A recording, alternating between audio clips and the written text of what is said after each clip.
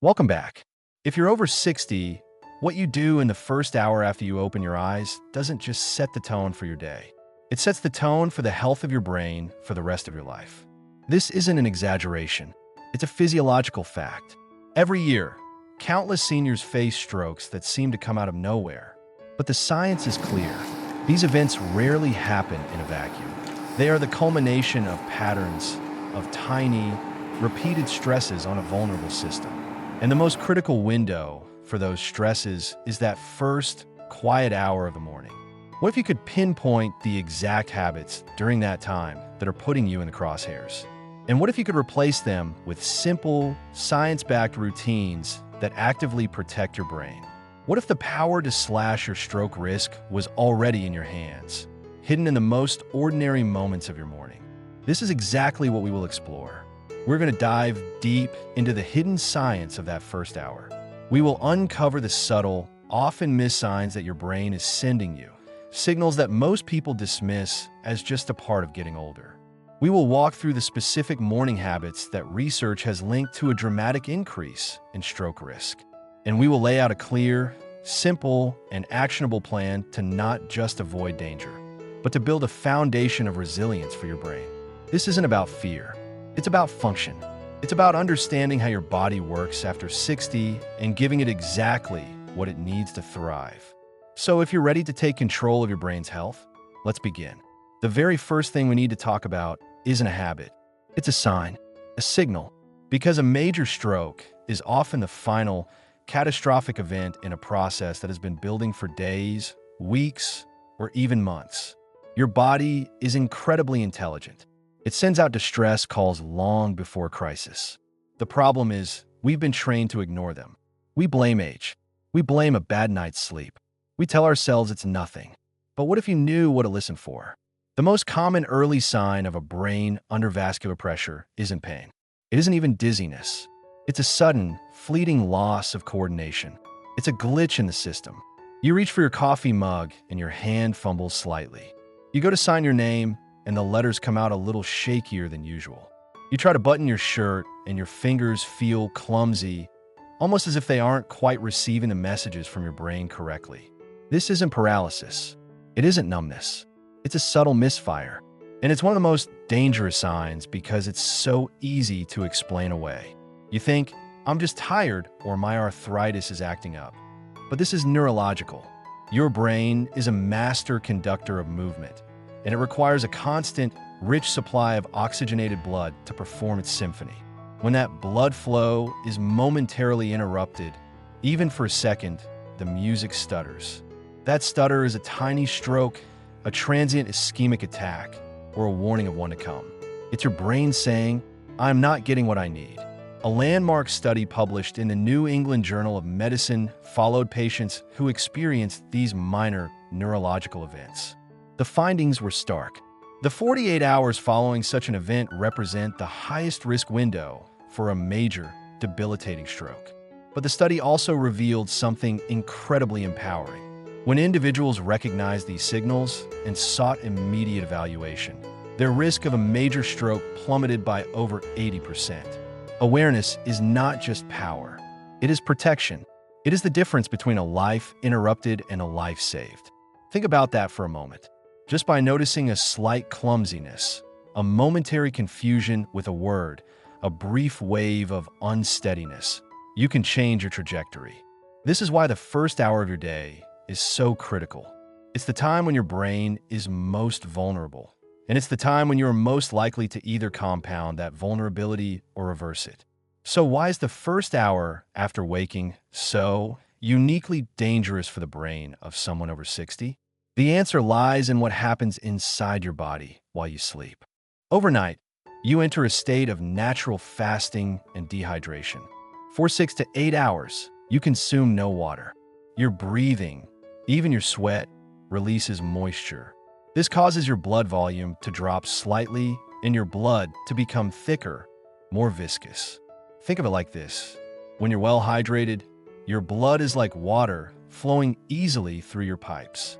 After a night without water, it becomes more like maple syrup. It still flows, but it requires more effort. At the same time, your body undergoes a natural hormonal shift. In the early morning hours, your body releases a surge of cortisol and other stress hormones. This is known as the cortisol awakening response. It's a natural alarm clock designed to give you energy and raise your blood pressure to prepare you for the day. For a young, elastic cardiovascular system, this is a non-issue. But after 60, our blood vessels are less flexible. They don't expand and contract as easily. So when that cortisol-driven pressure surge hits, it hits rigid pipes. This creates a perfect storm inside your body during that first hour. You have thick, syrupy blood being pushed by a rising pressure wave through stiffening arteries. It's a recipe for trouble. A clot that might have dissolved in a more fluid system can now catch. A plaque deposit that was stable can now rupture under the pressure. This is not speculation. Data from the American Heart Association's journal, Stroke, clearly shows a peak in the incidence of ischemic strokes between the hours of 6 a.m. and noon. Your body's natural wake-up process, combined with the common ways we choose to start our day, quietly stacks the odds against us. But this also means we have a tremendous opportunity. By consciously managing that first hour, we can dismantle that perfect storm. We can thin the blood. We can ease the pressure. We can support the vessels. We can turn the most dangerous hour into the most protective one. Let's begin with the most common and most overlooked habit of all. It's so simple, so basic, that we forget its power. That habit is skipping water. The vast majority of people over 60 wake up and move directly to coffee or tea. It's a ritual. You stumble to the kitchen, you put on the kettle, you brew the coffee. You might take your medications, but you don't drink a glass of water. In that moment, you are missing the single most important intervention for your brain's health. Remember, your brain is approximately 75% water. After a long night of dehydration, it is literally shrinking, pulling away from the skull slightly. This is a primary cause of morning brain fog. More critically, that thick, viscous blood is struggling to navigate the tiny, delicate capillaries of your brain. Every minute you wait to drink water, you're asking your heart to work harder to pump sludge. A comprehensive review of studies in the European Journal of Neurology found that morning dehydration was a significant contributing factor in nearly half of all first-time ischemic strokes they studied. Let that sink in. Not high cholesterol, not genetics in that moment, but simply a lack of water was a key player in almost 50% of cases. The solution is almost laughably simple.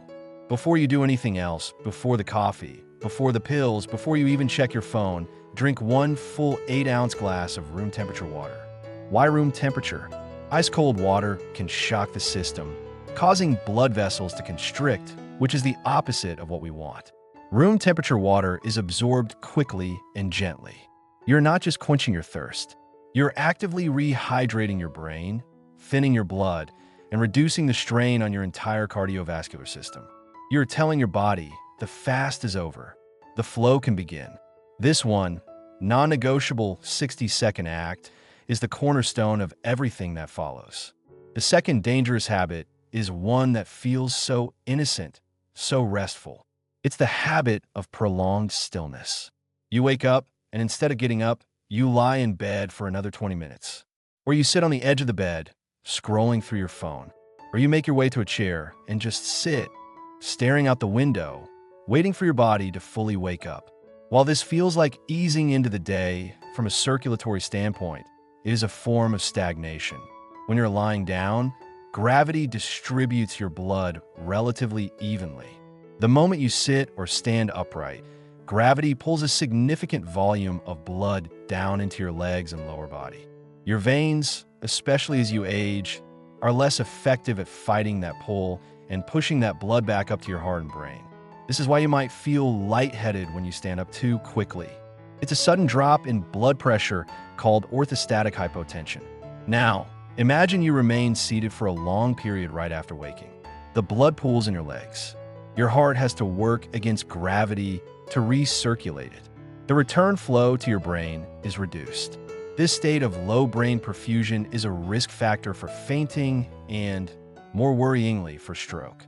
For someone with existing plaque or a predisposition to clotting, This pooling is where deep vein thrombosis can begin. A clot forms in the leg, and when you finally do get up and move, that clot can break free and travel directly to the lungs, or if it passes through a hole in the heart, to the brain. Research from the journal Circulation has drawn a direct line between prolonged sedentary time and stroke risk, independent of other exercise. The fix is not to jump out of bed like a rocket. That would be its own kind of danger. The solution is to transition mindfully. While you're still lying in bed, before you even sit up, start priming your circulation. Point and flex your feet vigorously. Make circles with your ankles. Clench and release your calf muscles. This acts as a muscular pump, squeezing the veins in your legs and starting to push that pooled blood back upward. Then, when you sit up on the edge of the bed, take a few deep breaths. Do slow, gentle shoulder rolls. Turn your head slowly from side to side. Finally, stand up carefully, holding on to something if you need to. This entire process should take 2 to 3 minutes. You are not exercising. You are awakening your circulatory system. You are telling your blood it's time to move, and you are doing it in the safest way possible. Now we come to the third habit, and this is one that has become surprisingly popular, even in health-conscious circles. It's the habit of skipping breakfast. Many people over 60 simply aren't hungry first thing in the morning. Others have embraced intermittent fasting, believing it to be a universal key to health. But for the aging brain, this can be a critical mistake. Your brain is the most energy-hungry organ in your body. It runs almost exclusively on glucose, and it has very little storage capacity of its own. After a night of fasting, your blood sugar is at its lowest point. When you skip breakfast, you're asking your brain to function in a state of energy crisis. For a younger person with stable insulin sensitivity, this might be manageable. But after 60, the body's ability to regulate blood sugar becomes more fragile. The result can be hypoglycemia or low blood sugar. The symptoms, dizziness, confusion, weakness, tremors, are bad enough. But the physiological consequences are worse. Your body, sensing a crisis, releases more stress hormones like cortisol and adrenaline to try to raise your blood sugar. This, as we know, also raises your blood pressure. So now, in that vulnerable first hour, you have combined dehydration, thick blood, a cortisol spike, and now a second stress hormone surge from low blood sugar. It's a cascade of internal stress. A study published in the journal Stroke found a clear correlation between fasting hypoglycemia and an increased risk of ischemic events in older adults, particularly those on medications for blood pressure or diabetes. The solution is not a large, heavy breakfast. It is a small, strategic one. The goal is to provide a steady source of energy without causing a large spike in blood sugar. Before you have your coffee, consume a small amount of protein and healthy fat. This could be a few bites of plain Greek yogurt, a handful of almonds, half a hard-boiled egg, a spoonful of nut butter. This isn't a meal. It's fuel. It signals to your brain and your body that the fast is over, stabilizes your blood sugar, and prevents that secondary stress hormone surge. You're giving your brain the basic currency it needs to function, protecting it from the double jeopardy of hunger and pressure. The fourth habit is perhaps the most modern and insidious of them all. It's the habit of rushing into mental stress. The moment your eyes open, you reach for your phone. You check the news, your emails, your social media feeds. You see a headline that angers you, an email that demands an immediate response. You go downstairs and immediately start a conversation with your partner about the day's problems or schedule. This immediate cognitive and emotional load is like throwing a lit match into the kindling of your body's natural morning stress response. Your cortisol is already high. Your blood pressure is naturally rising. Your brain is still transitioning from the theta and delta waves of sleep to the beta waves of active focus. It is in a fragile, impressionable state. Dumping a load of psychological stress onto this fragile system is like revving a cold engine. It creates a massive spike in both blood pressure and inflammatory chemicals. A long-term study following tens of thousands of individuals, published in the journal Stroke, concluded that people who reported high levels of psychological stress particularly in the morning, had a significantly elevated risk of stroke. The risk was most pronounced in adults over 60. The researchers theorized that the combination of the physiological morning surge and the psychological stress surge created a synergistic effect, pushing the cardiovascular system past its breaking point. The antidote is to create a buffer zone, a period of quiet. For the first 10 to 15 minutes after you are up and moving, forbid yourself from engaging with the outside world. Do not look at your phone. Do not turn on the news. Do not engage in difficult conversations. Instead, use this time for quiet activity. Sip your water and look out the window. Stretch gently. Water a plant. Take a slow, mindful walk to the end of your driveway and back.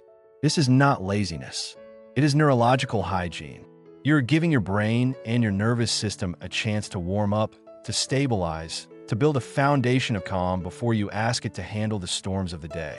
You're, quite literally, calming your nerves to protect your arteries. Finally, we arrive at the fifth and most foundational habit. It's the umbrella under which all the others fall. It's the habit of physical inactivity in that first hour. This is more than just sitting too long in bed. This is the pattern of waking up and then spending the next 60 minutes in a state of near total stillness. You pour your coffee and sit at the kitchen table for 30 minutes. You read the paper while seated. You watch the morning news from your couch.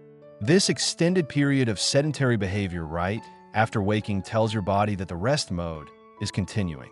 Your metabolism stays low. Your circulation remains sluggish. Your muscles are not contracting to help pump blood. This stagnation is a primary driver of the conditions we've discussed: blood pooling, increased clotting risk, and poor brain perfusion. The circulation study that tracked sedentary time was unequivocal. Adults over 60 who spent more than 9 hours a day sitting had double the stroke risk of their more active peers, even if they dedicated time to exercise later. The timing of movement is everything. The first hour is your golden window. The fix is not a high-intensity workout. It is consistent, low-grade mobility.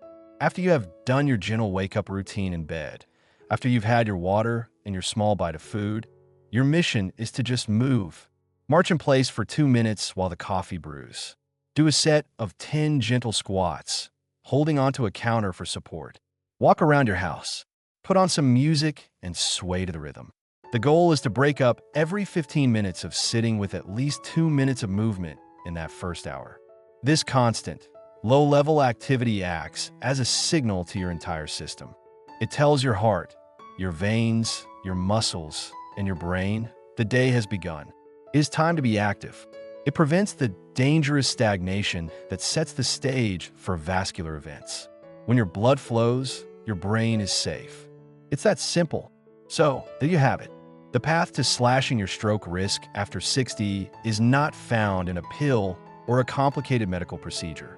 It is hidden in plain sight in the quiet, ordinary moments of your morning. It is in the glass of water you choose to drink first. It is in the gentle ankle circles you do before your feet even touch the floor. It is in the few bites of food that fuel your brain.